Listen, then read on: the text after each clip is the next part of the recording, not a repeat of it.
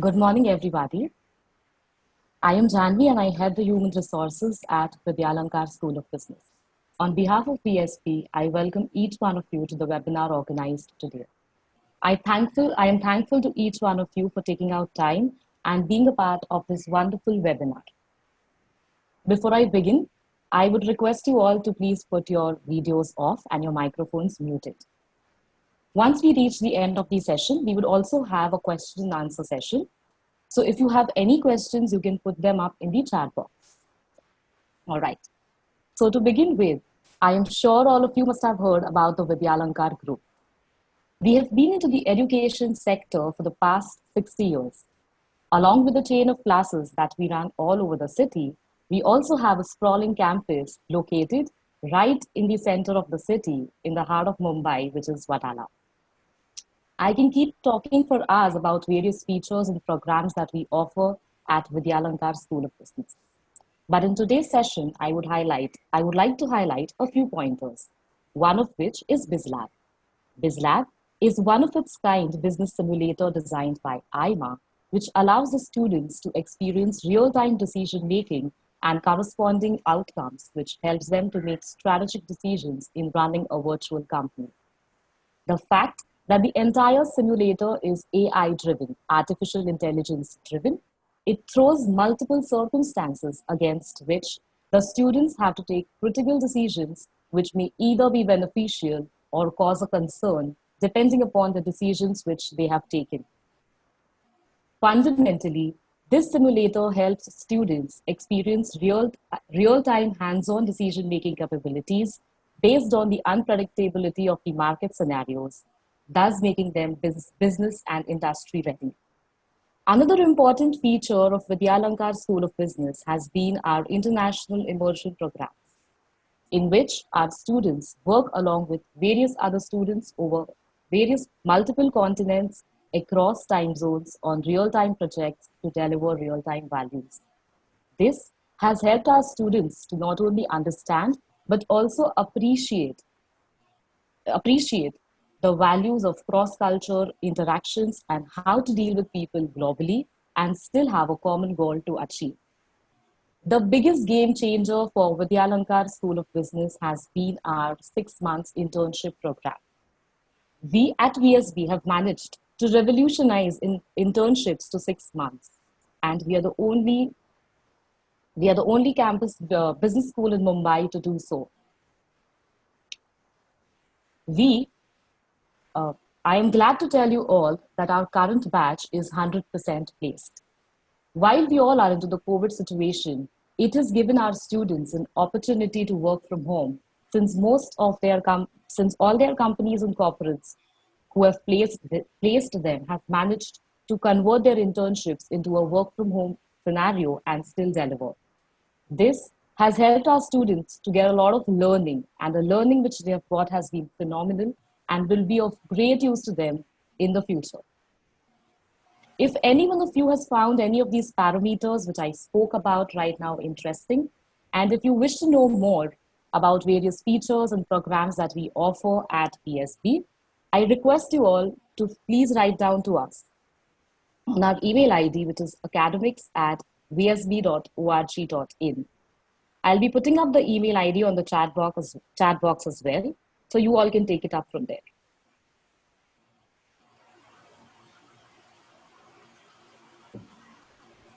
Just give me a moment. I am putting up the email ID on the chat box.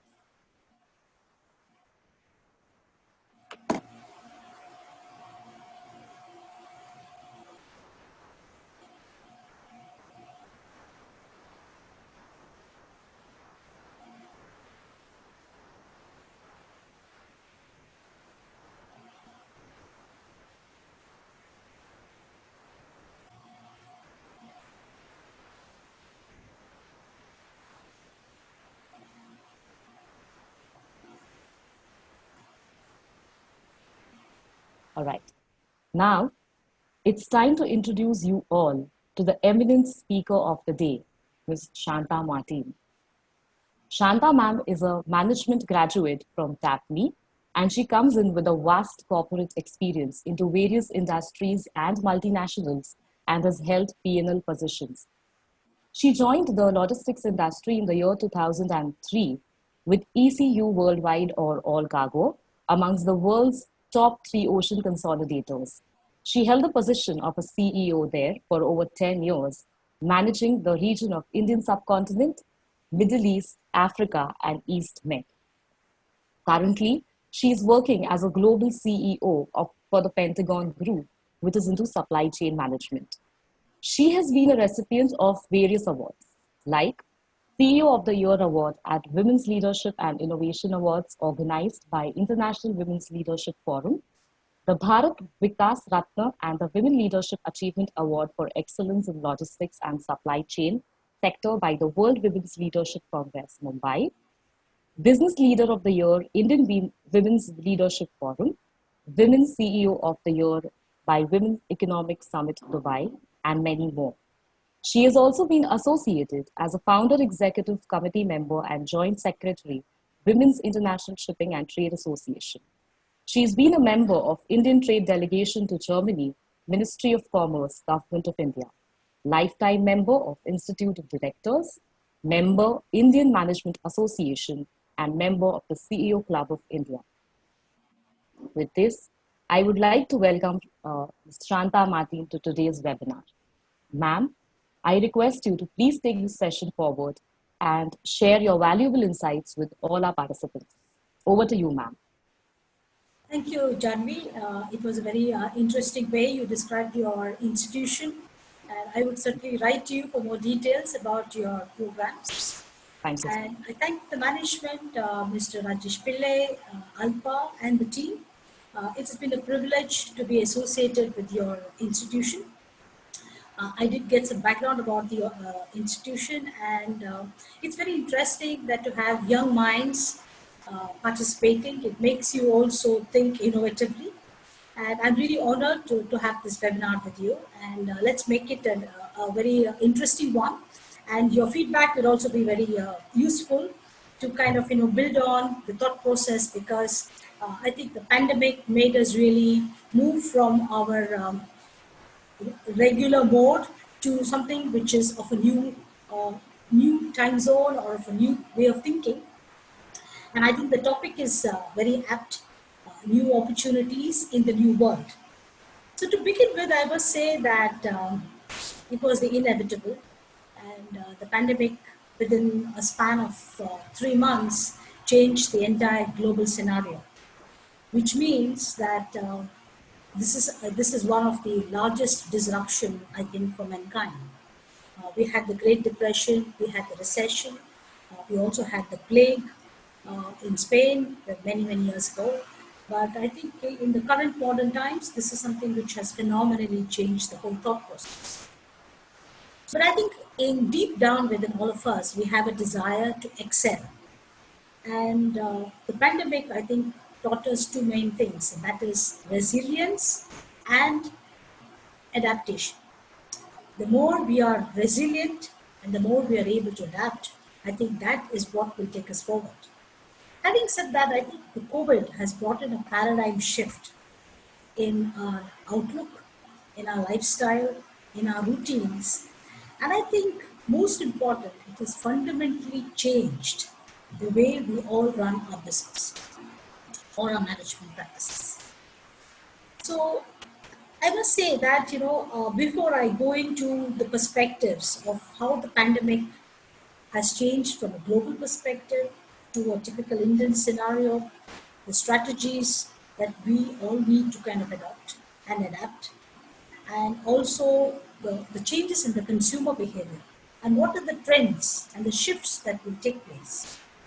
I would like to have a very interesting thought process, which I was fortunate to meet up with Mr. Vijay Govindrajan. Many of you might know him. He is among the world's top 50 global thinkers.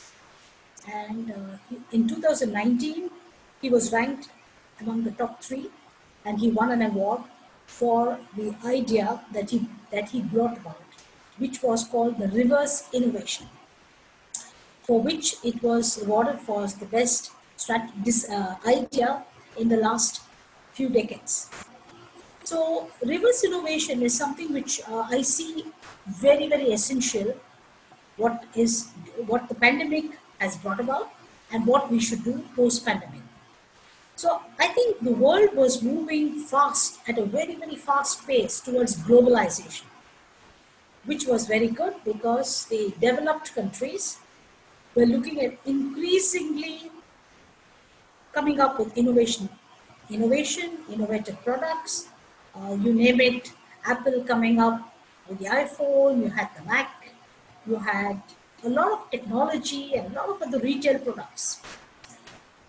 Innovation is excellent, and it happens a lot in developed countries because they have the capital, they have the resources, they have the data, they have teams for intelligence and research. But in a pandemic situation, if you look at, if you define what's a reverse innovation, it's basically value for many. It's about doing more with less for more people. So what did globalization do is that we all, if you look at it globally, we're hugely dependent on one economy, and that was China. China was supplying, I would say, 85% of the world's imports.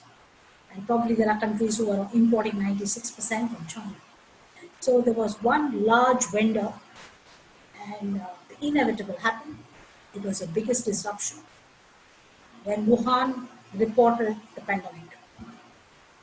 So what did it give rise to?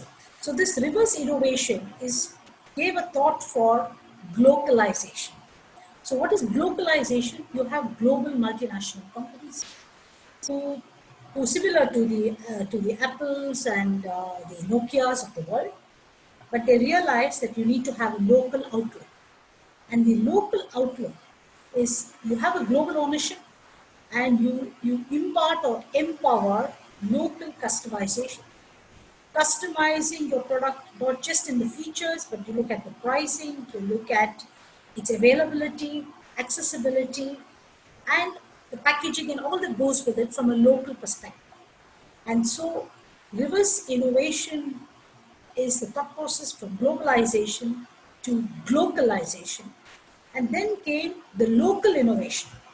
So local innovation gave rise to emerging countries in the frontier markets who looked at opportunities to also play in the world arena, and they looked at innovation locally as to what they could come and innovate and come up with products. And when these same products, which were probably innovated and made available at probably 1/10 or some cases 1/100th the price, and for mass population, when you took it to the developed countries, and that is reverse innovation. So this is a very important thought process, which I found it extremely interesting, and it's something which will be there to stay, because that's going to be the trend about how we are going to do much more with lesser resources, with less, whether it's manpower, whether it is capital, whether it is just the availability of material. I think recession, also the pandemic taught us that to depend more on essential items, because non-essential items initially were just not made available.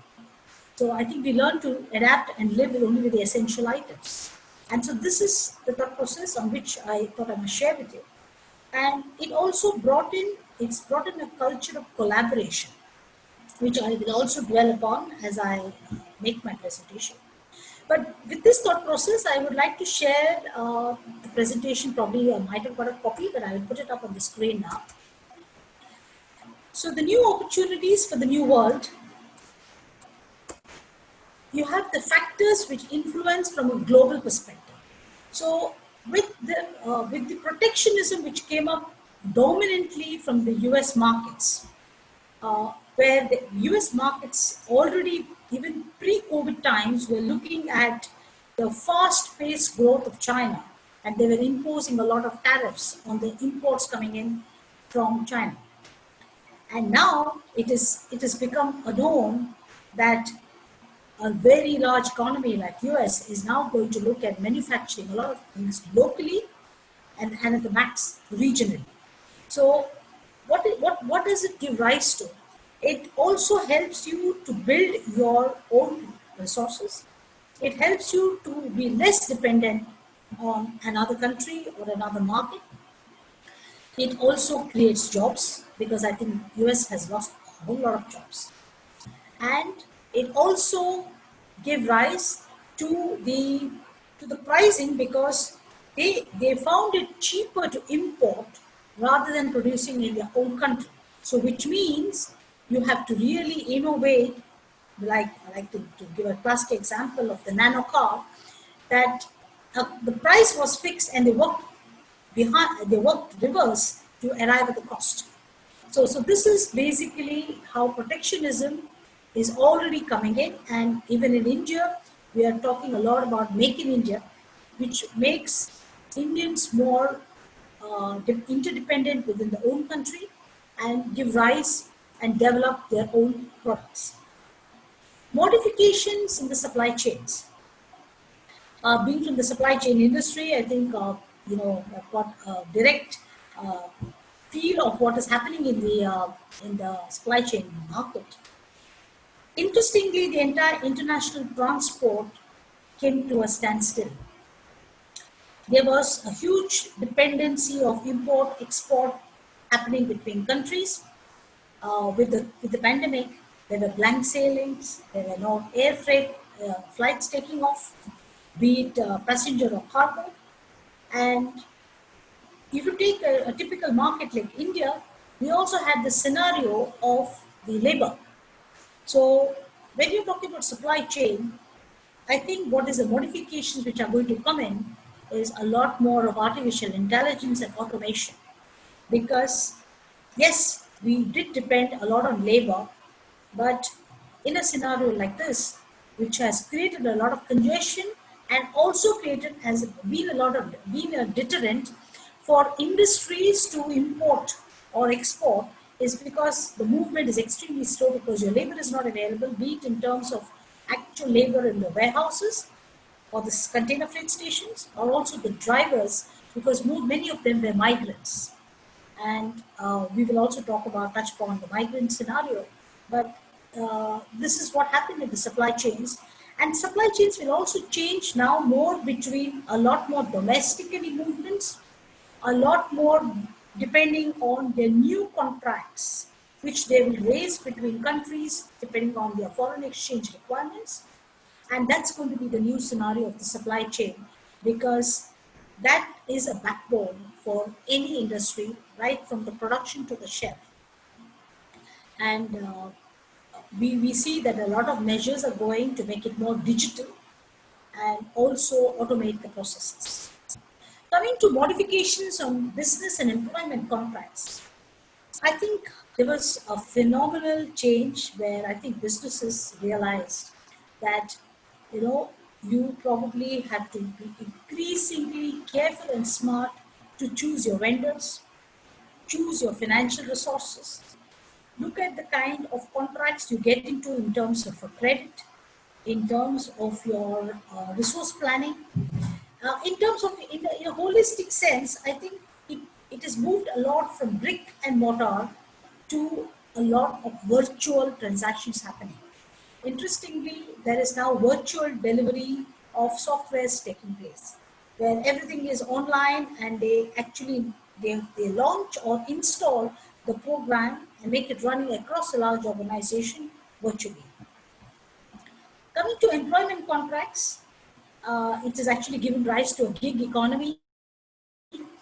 What has happened is that there's a lot of requirement now on the job basis, or as required. So both the employer and the employee see that certain resources would be required only as and when required. And from the employee side, a lot of people like to work from home, because I think the environment gives them a lot of flexibility to manage domestic as well as professional lives.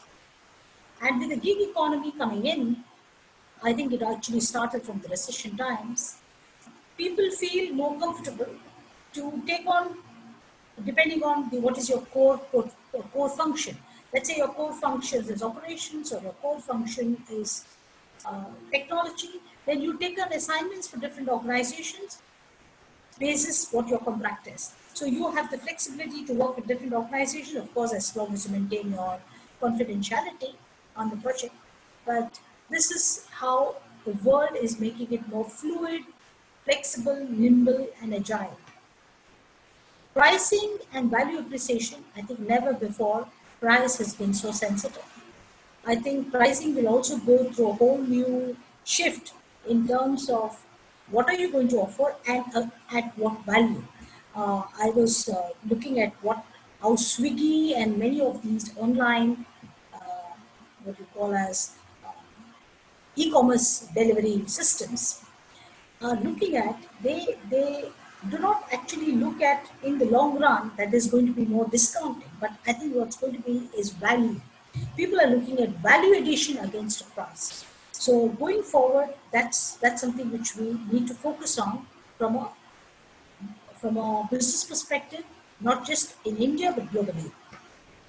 Shifts in the types and cost of insurance, I think this is, I think never before people realize how important health is or education is. I think these were things kind of just taken for granted.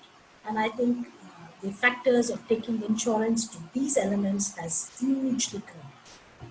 Investors will choose to invest closer to home.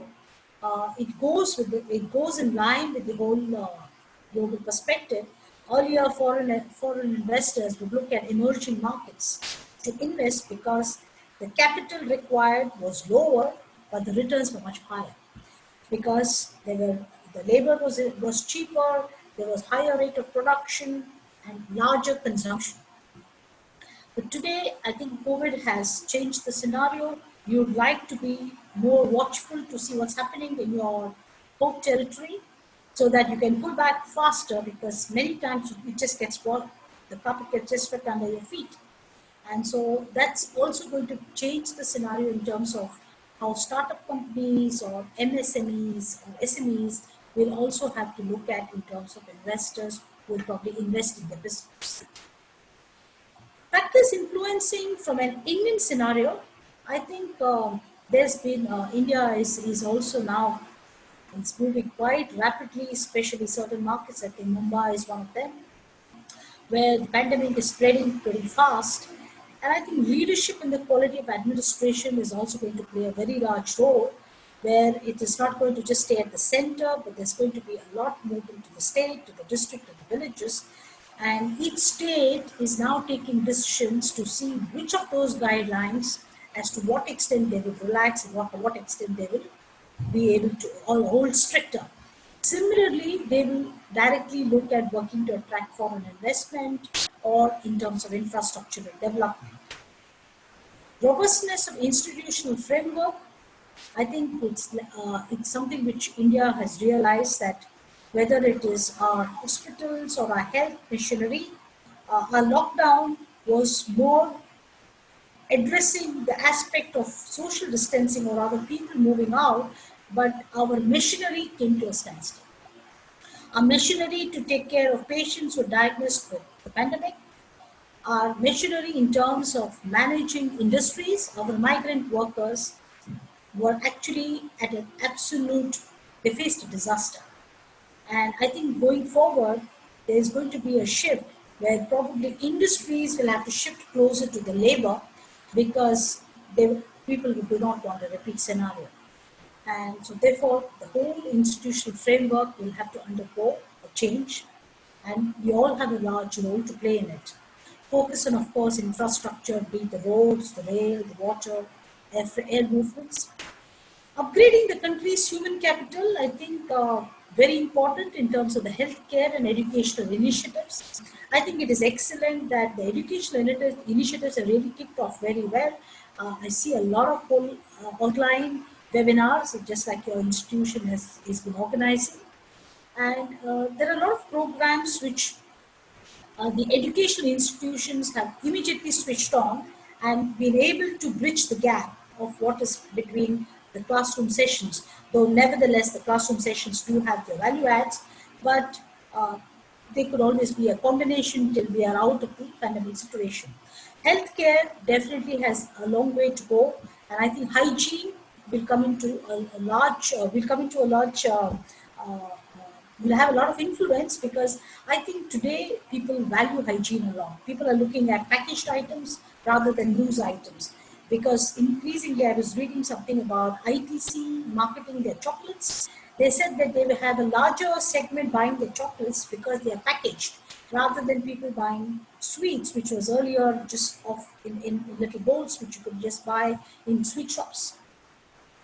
Upskilling workforce, which will help up the manufacturing value chain. I think this is what China did to a great extent, and a lot of the emerging countries like Vietnam, Bangkok, Indonesia. What they did is they basically upgraded and upskilled the manpower, so that you manufacture items of better skill, which means it's a better quality, better price, and therefore a better income prospects. So you have to start categorizing the whole mass scale of production, which is one category, and then you upgrade people so that they can produce things which are of a better quality and of a better price.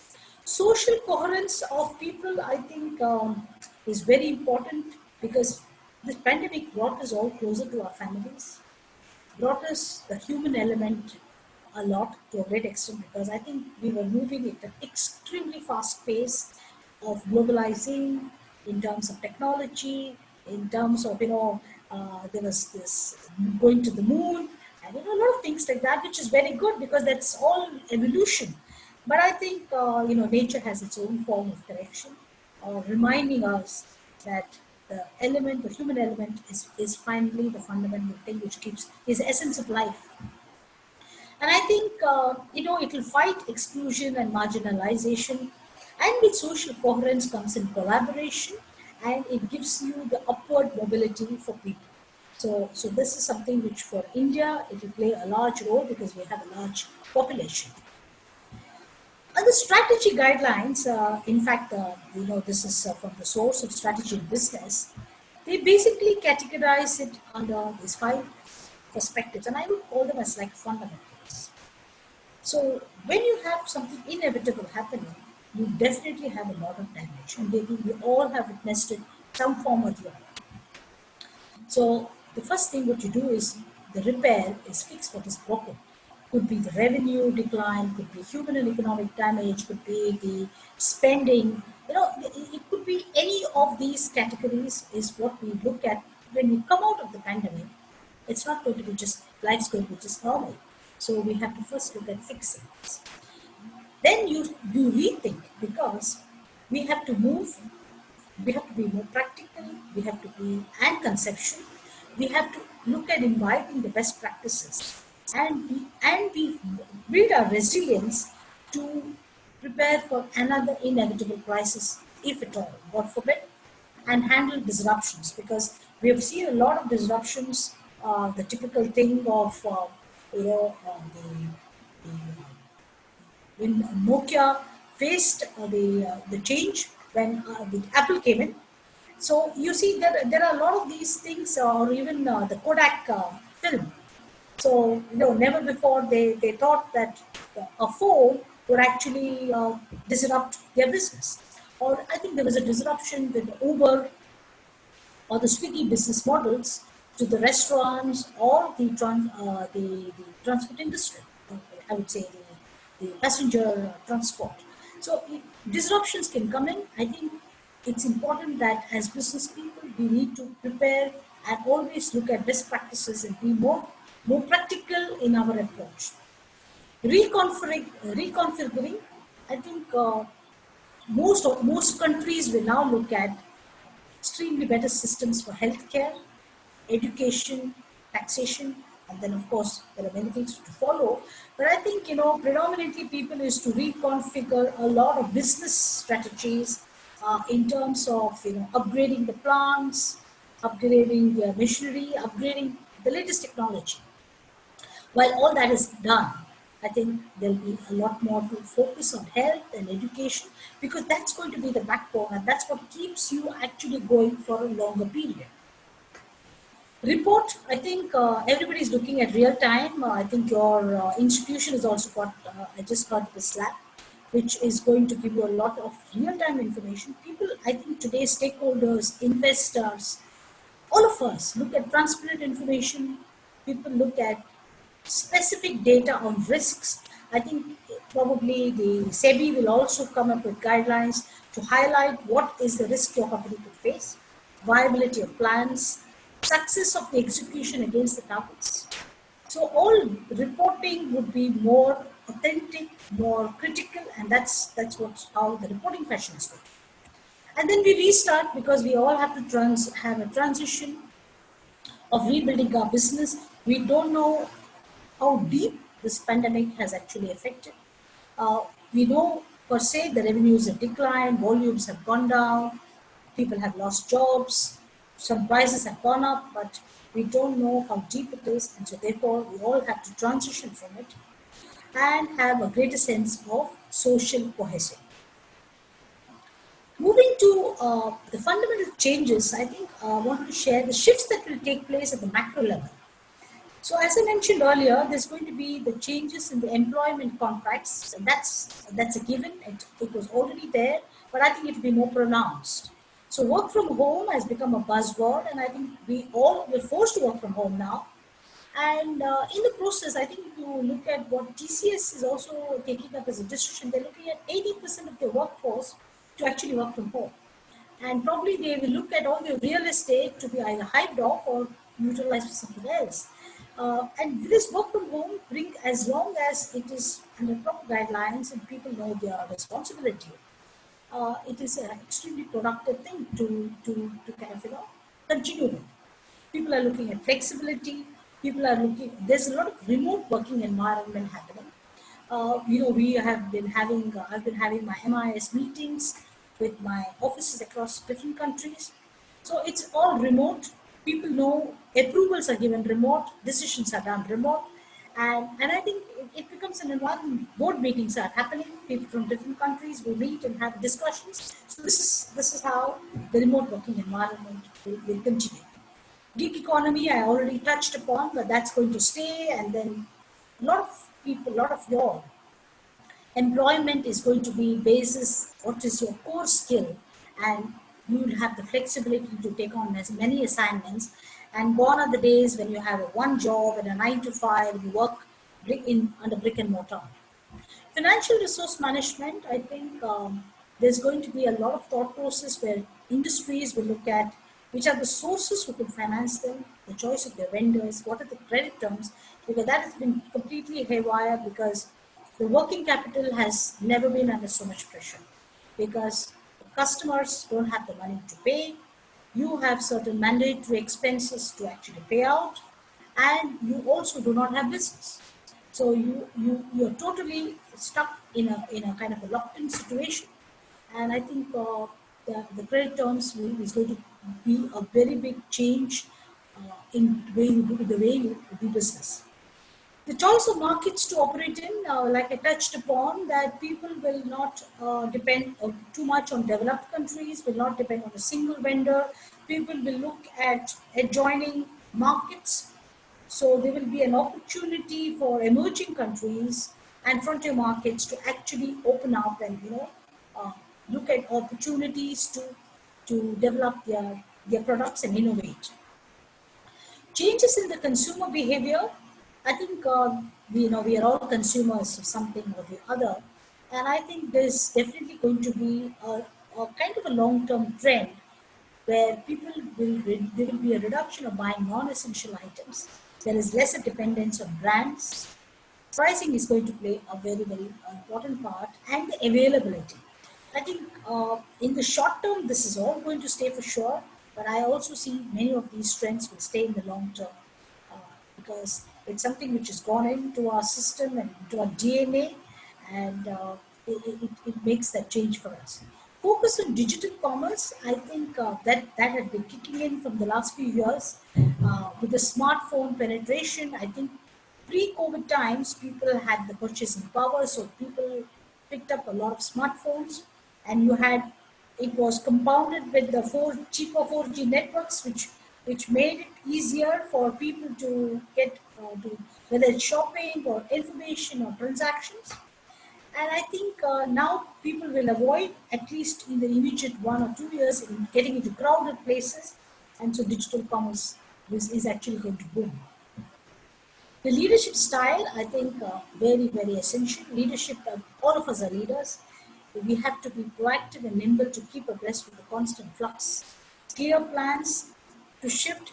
We need to shift from short term to mid term and long term, so that our thinking is something which will stay for a longer period. We need to be very transparent with our decisions. Empower people and be more market facing, because it's important that we know what's going on in the market, and while we look at changing our processes internally, the market will dictate a lot of things which we will all see happening once we slowly come out of the pandemic and reinvent it. The consumer trends in behavior, this is going to be the five major trends and the behavior: the price sensitivity, the enhanced digital engagement, working from home, attention to wellness and hygiene. I think this was an aspect which probably was not prevalent, like I mentioned all this before, and the redefinition of purpose. I think here to touch upon is it's a new sense of direction. I think it's a new sense of alignment, that we are looking at a different purpose. It's a kind of redefining a purpose in life, because I think up until now it was more that we grow at the cost maybe of the environment, maybe at the cost of our society, maybe at the cost of our neighbors, etc. But I think the pandemic taught us a fundamental thing about being socially cohesive. It taught us our value of our human life, and it gave us this new alignment. So I think with this new alignment, we will be able to take on much longer, rather than shortchanging by disrupting environment, or rather disturbing the environment and our uh, social, social beings around us, and reshaping the way businesses are managed. I think companies' structure, they're going to be more fluid, more flexible, more agile, more resilient. The reason why I'm saying a typical company would have their departments, and people would be recruited and be in those departments, and they would grow from those departments. There were very few cross-functional activities happening. I think going forward, you probably are not going to be labeled with a particular function unless it is a core capability. But otherwise, there would be a large mobility happening. There would be a large movement of fluidity of people moving in and doing multitasking. So this is how company structures will change, because they will be leaner, they will be much more adaptive to take on different assignments. So it's basically they move from a static to a more dynamic team. Adopting technology in a big way, I think I've been mentioning this all over. I think technology is still looking at many more aspects on artificial intelligence, because we're already into video technology in terms of automation.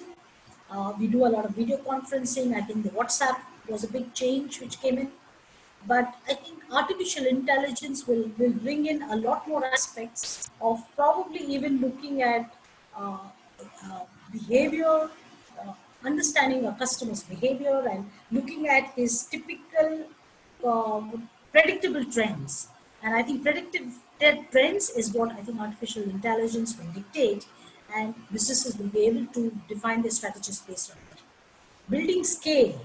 I think another thing which companies will look at large scale, because uh, you know the situation is such that you're catering to masses, and when you build to scale, when you have a hit, you still have that threshold as to which you are able to operate on, and reevaluate where they must be strong and where they must be flexible. Leadership, I kind of touched upon it, but it's very important for us to keep looking at it, that we need to be more transparent. We need to develop a very high trust quotient, because we are operating from remote environments. People don't have the look and feel. When you're in an office, you get the vibes, but when you're in a remote environment, you need to have a high trust quotient. You need to have a higher engagement of employees, giving them greater visibility into the state of business, because employees contribute to the big picture, and uh, probably they don't have an access to things, because when you're in an office, you have certain advantages because you talk to your colleagues across, you see customers coming in, you see certain decisions happening, but here you need to engage them more to keep them in the same pulse of your growth. Relooking supply chains, I think supply chain industry is going to be very, very, very closely monitored, and will also look at a lot of paradigm shifts. I'm also in the committee of the Indian Chamber of Commerce. We have actually submitted a lot to the Ministry of Shipping in terms of the online requirements, be it for customs, be it for requirements in terms of clearing of the cargo, artificial intelligence, infrastructural requirements, and also requirements where customers can actually have a one-stop solution. So what happens is, today you have the custom brokers, then you have a whole lot of operators in the supply chain. So how does one be able to reduce that, the what you call as the turnaround time, right from the time the cargo has arrived, or rather from the time the cargo has come to the port till it gets shipped out or shipped in. So a similar situation on the air freight, though there is a little faster. We also look at vendors where we have, people are going to look at the geographical proximity, because in a situation like a pandemic, then you need your vendors or your operators closer to you so that you don't come to a standstill.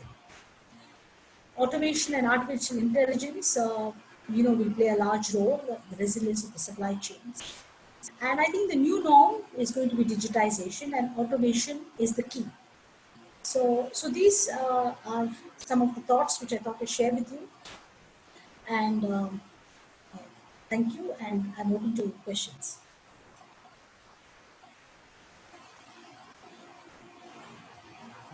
Ma'am, I request you to please stop sharing your screen if possible. Yeah, sure. Yeah, thank you so much, ma'am. Yeah, sure. Thanks for your valuable insights that you've provided today to all of us. I really like the way you've explained each and every point, and I'm sure it's going to be beneficial for all the participants today. I completely agree to the point wherein you mentioned that it's time to rethink, reconfigure, and restart.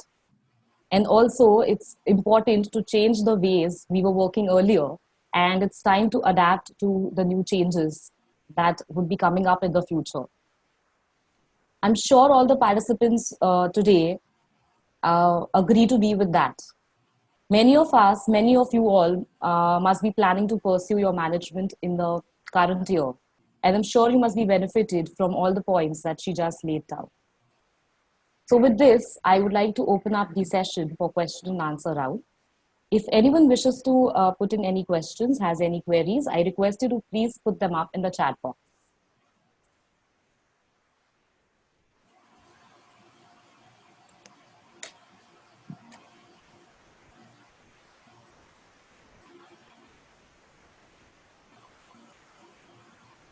All right, ma'am. So we have one question which has come up. Would you like to take it up? Yeah, sure. In fact, I can Yeah. see one more. I think that is written privately. But yeah, we'll go with the first one that you have. Yeah. So I'll read it out to you. How is the logistics industry going to transform in the near future? Sure. So that's it's a very large topic to talk about, but I think it's a very apt question.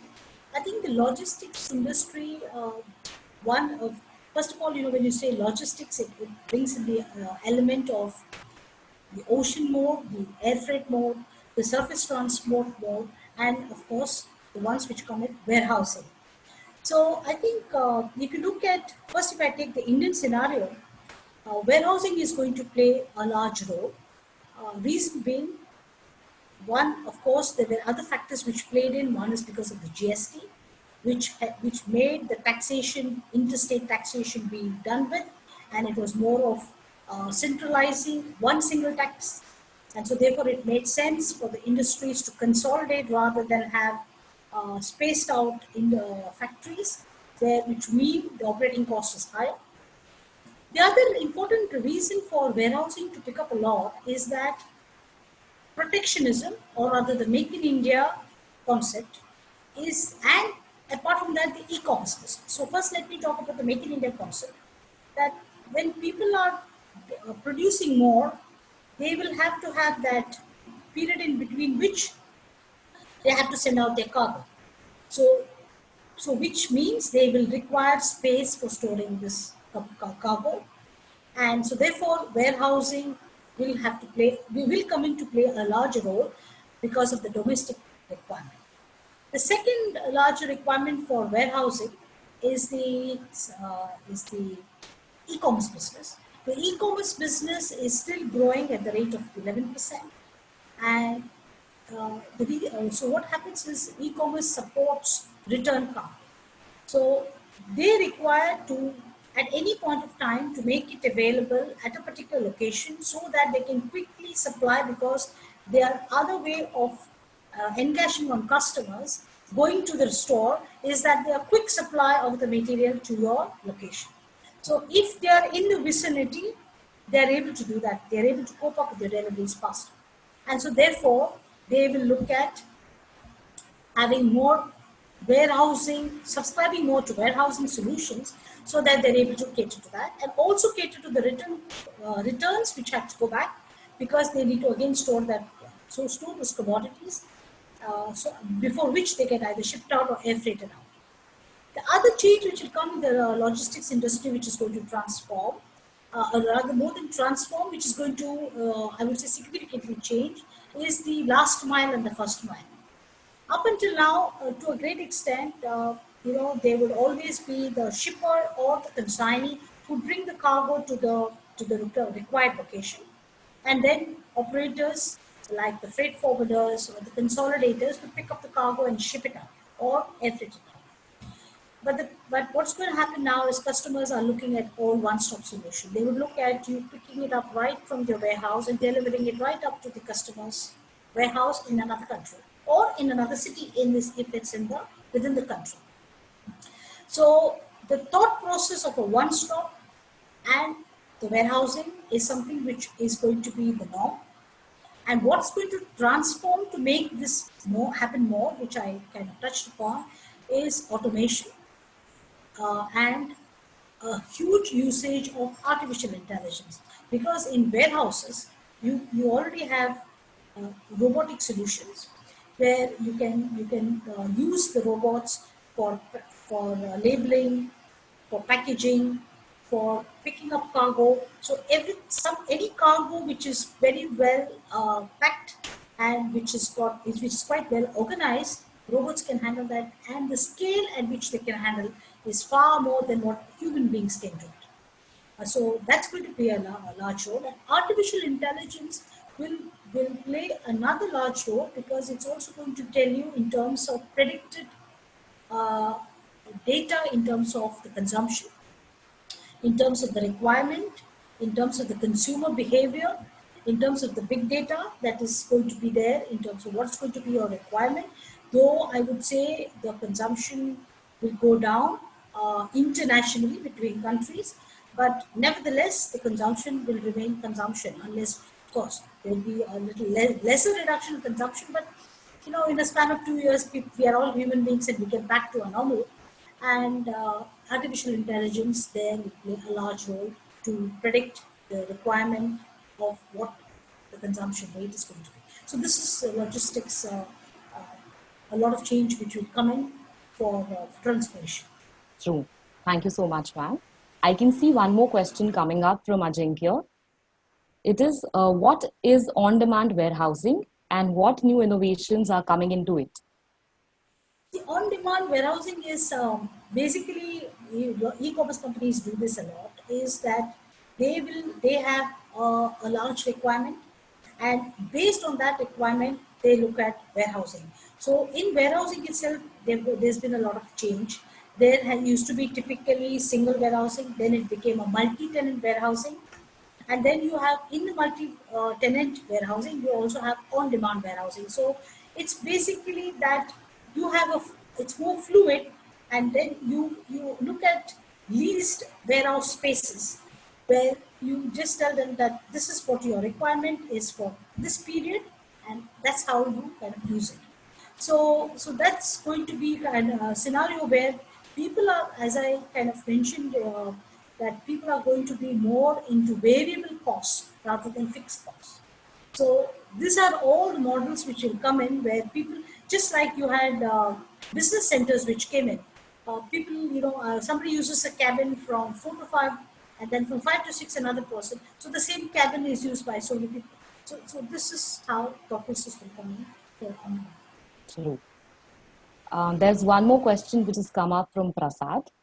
Which new job opportunities will come up post COVID-19? Yeah. So I would say, of course, technology will, any job with digital and technology, that's going to be large. But I think, if you look at a business scenario, companies will look at jobs. When I say job, I think I would look more at what is the kind of function and qualification that you need to. No, not qualification, skill. So I think you need to be more creative. So the more creative you are, I think you kind of create a job for yourself, because I think now the interviews will also change pattern more from saying that this is the profile, this is the job description, and can you do it? I think it's also going to be that this is the kind of job we have, and how do you kind of fit yourself in? So it depends on how creative you can be to kind of adapt. I think there's going to be a lot of data literacy, because there's going to be a lot of data which has to be interpreted well. So there'll be a lot of opportunities for MIS analysts, business analysts, because data is there. And I mean, these are the kind of typical jobs, and people with higher emotional intelligence. I think business now is going to be not so much on IQ but on EQ. We all know that EQ plays a larger role, because in difficult times, leadership which stays and is resilient is what which is able to take an organization forward. I would also look at coding skills, digital and coding skills. So all these, I think, would be those typical skill jobs which will come up. But otherwise, nevertheless, with the gig economy, uh, there will be a lot of fluidity in the market. There won't be specific typical jobs. Yes, logistics might have a lot more role for people to play in, but otherwise, industries will still be there, and it depends on how adaptable you are and how creative you are. And of course, you need to be tech savvy. Not necessarily that you have to write a program, but I think even to use webinars and Zoom meetings, the basic things everybody has to know, because otherwise you won't find yourself fit to take up an assignment. True. Thank you so much, ma'am. I think that was the last question for the day. Sure. So before we conclude, I would like to tell all the participants here that due to the tremendous response that we have been getting on our webinars, we have one more webinar which is being scheduled on 6th of June, which is Future of Workplace. The speaker for the same would be Mr. K.S. Praveen, and the takeaway of the topics would be virtual placements, the process, its importance, how cost effective it is, etiquettes, etc. So if any one of you wishes to enroll for the same, you can please put it up in the chat box, and our coordinators will be contacting you. With this, I thank ma'am for taking out time and doing this webinar for us and sharing your valuable insights with all our participants. I'm really thankful to you on behalf of VSB. I also thank all the participants for being a wonderful audience. You've been amazing. And last but not the least, I would like to thank the entire team of Vidyalankar School of Business. Thank you so much, everybody. Have a great day. Thank you very much. Thanks for the opportunity. I think it's been a pleasure to be for me to be associated with you all, and to have this webinar. And I also wish you all a very safe and take care of your families and a good future ahead. All the best. Thank you, Shanta. Thank It you. was really wonderful interacting with you. As we discussed a couple of days ago, I think we should take this forward on a more face-to-face basis if things go right post-COVID. And I think there are a lot of other engagements that we would like to see you in the campus also. So, and I think our students also would be very happy to listen to you, with the expertise that you carry in your respective field. So yes, we look forward to a lot of future engagements, and I'm sure thanks to Alpa for getting us all connected. Yeah, and I think yes, I think nothing lasts forever. I'm sure the COVID is not going to be there for for too long, and let's look forward to the best possible engagements that we can have in the near future. Thank you, Rajesh. Thanks for the opportunity, and indeed it will be a pleasure to be associated. Thanks, Alpa, also for organizing this. Thank you, everybody. Thank you everyone. Thank you.